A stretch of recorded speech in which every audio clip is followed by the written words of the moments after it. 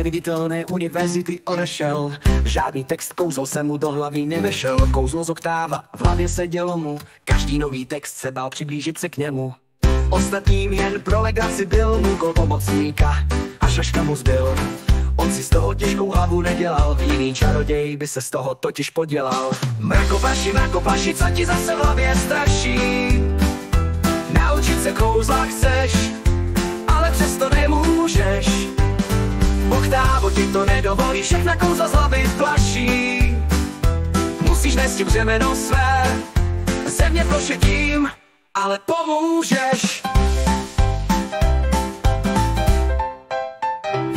Každý pád, bolest či smrt ho nezastaví, kouzlo ho chrání a umřít mu nedovolí. Smrt už se dožal a bral to už osobně, když si tu mrakoplaš nezhasíná jako pochodně. Když už to vypadalo, že mrakoplaš umře, smrt pádil na koni, že schutí život, ten utne. Mrakoplaš vyváznul, kouzlo ho chrání, smrt nevzdal to a z honu na čaroděje udělal si klání. Mrakoplaši, co ti zase v hlavě straší? Naučit se kouzla chceš, ale přesto nemůžeš. Oktávo ti to nedovolí, všechna kouzla z hlavy plaší. Musíš nést břemeno své, země prošetím, ale pomůžeš. Když zánik země plochy kvapně se blížil, vydal se na cestu zpět, aby své síly s oktávem skřížil.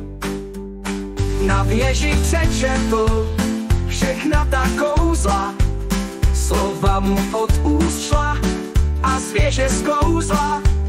Všechna je vycobil ve správném pořadí.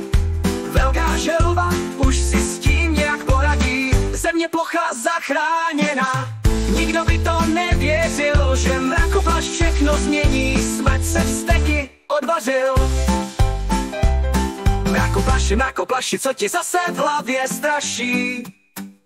Naučit se kouzla chceš, ale přesto nemůžeš. Oktávo ti to nedovolí, všechna kouzla z hlavy plaší. Musíš nést břemeno své, země prošetím, ale pomůžeš.